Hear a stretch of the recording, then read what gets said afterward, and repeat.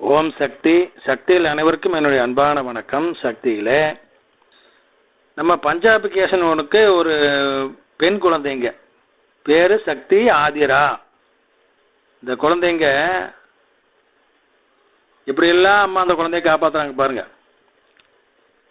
பாத பூஜைக்கு என் தம்பதியில் வர்றாங்க. அப்போ அம்மா சொல்கிறாங்க, துவரம் பருப்பு 10 மூட்டை வாங்கி கொடு அப்படின்னு. அம்மா இப்படி பாத பூஜையில் நம்மகிட்ட எல்லாம் காணிக்கை பொருள் கேட்குறாங்க இல்லைங்களா, அரிசி கொடு, பருப்பு கொடு, எண்ணெய் கொடு, சர்க்கரை கொடுன்னு கேட்குறாங்க இல்லைங்களா.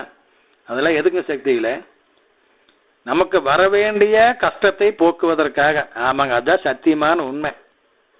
மற்றபடி ஆலயத்தில் பணம் பண்ணணுங்கிறதெல்லாம் நோக்கம். தன்னை நாடி வருகின்ற பக்தனுடைய தொண்டனுடைய துன்பத்தை போக்குவதற்காக, கண்டத்தை போக்குவதற்காக, அவன் உயிரை காப்பாற்றுவதற்காக அம்மா சொல்கிற பரிகாரங்கள் இவையெல்லாம். அதை இம்மியும் பேசாமல் உடனே செஞ்சுட்டா நல்ல முறையில் தப்பிச்சுக்கலாம். வர வேண்டிய கஷ்டம் வராது. கேட்கலைன்னா கஷ்டமும் வரும். அதுக்கு மேலே குரு பேச்சை கேட்காத பாவத்துக்கும் ஆளாகணும் சக்தியில். ஆனால் நம்ம பையன் அப்படி இல்லைங்க. சொன்ன உடனே எல்லாம் வாங்கி கொடுத்துட்டான். ஏதோ பொருள் அம்மா சொன்னாங்க, அது கூட துவரம் பருப்பு 10 மூட்டைன்னு அதையும் சொன்னாங்க. எல்லாமே வாங்கி கொடுத்துட்டான். இப்போ பஞ்சாப் கேசன், அவன் மனைவி, அந்த சிறு குழந்தை 2 வயசு 3 வயசு இருக்குங்க, எல்லாம் இப்போ அமெரிக்காவில் இருக்கிறாங்க. அந்த குழந்தை என்ன பண்ணுச்சுங்க, ரொம்ப துருதுருப்பான குழந்தை. அதனால் அவங்க அம்மாவும் ரொம்ப ஜாக்கிரதையாக தான் அதை பார்த்துட்டு இருக்கிறா. இருந்தாலும் ஒரு முறை சமையல் பண்ணும் பொழுது துவரம் பருப்பு குக்கரில் ப்ரெஷர் ஃபேனில் வெந்து முடிச்சிருச்சு. அதை எடுத்து அடுப்பு தட்டு மேலே திறந்து வச்சுட்டு அடுத்த பொருள் எடுக்கிறதுக்காக கவனம் செலுத்தும் பொழுது எங்கிருந்தோ வந்த இந்த குழந்தை ஆதிரை, சக்தி ஆதிரை, அப்பத்தான் இறக்கி வச்ச அந்த கொதிச்சுட்டு இருக்கிற அந்த துவரம் பருப்பு ப்ரெஷர் ஃபேனை இழுத்து மேலே கொட்டிக்கிச்சு. எவ்வளோ கொடுமை பாருங்க. 2 வயசு 3 வயசு இருக்கிற குழந்தை மேலே கொட்டிக்கிச்சு. அது நல்ல வேலையாக முகம் கழுத்துலாம் படாமல் நெஞ்சில் விழுந்து அப்படியே வலிஞ்சு வந்துருச்சு. குழந்தை துடிக்குது, பயங்கரமான தீக்காயம். அப்புறம் டாக்டருக்கு கொண்டு போய் எல்லாம் வைத்தியமெல்லாம் பண்ணி காப்பாற்றினாங்க. உயிருக்கு ஒன்றும் இல்லை, குழந்தை தப்பிச்சிடுச்சு.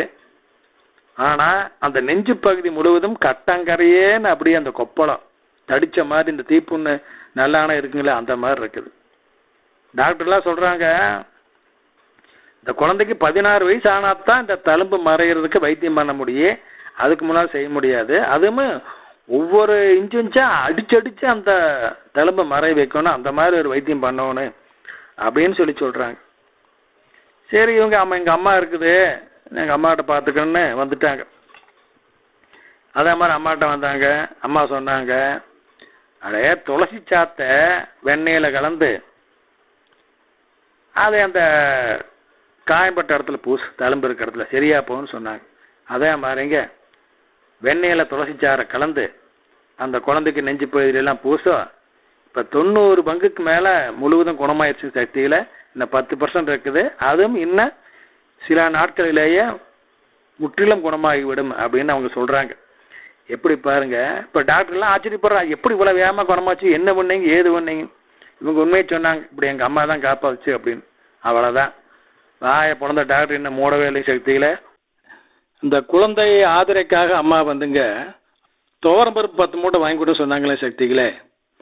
அது எதுக்காக அப்படின்னா, இந்த தீ விபத்து நடந்த பின்னாலேங்க அந்த துவரம் பருப்பு சுடுதண்ணி மேலே ஊற்றிக்கிச்சுங்க இல்லைங்களா, அதுக்கு பின்னால் அவங்க அம்மா பார்த்த பொழுது அம்மா சொன்னாங்களா, அந்த சுடுதண்ணியானது குழந்தையினுடைய முகத்திலேயோ கழுத்திலேயோ விழுந்திருந்தா, தொண்டையில் விழுந்திருந்தா எவ்வளோ பாதிப்பாயிருக்கு. முகம் செஞ்சு போயிருக்கு, தொண்டையும் செஞ்சு போயிருக்கு, உயிரே போயிருக்கு. அப்படி இல்லாமல் அது நெஞ்சு பயிர் விழுந்து இதுக்கெல்லாம் சேதாரமாக நான் காப்பாற்றிருக்கிறேன். அதுக்காகத்தான் துவரம் பருப்பு நான் வாங்கி கொடுக்க சொன்னேன் அப்படி சொல்லி அம்மா சொன்னாங்களா சக்திகளை. ஓம் சக்தி.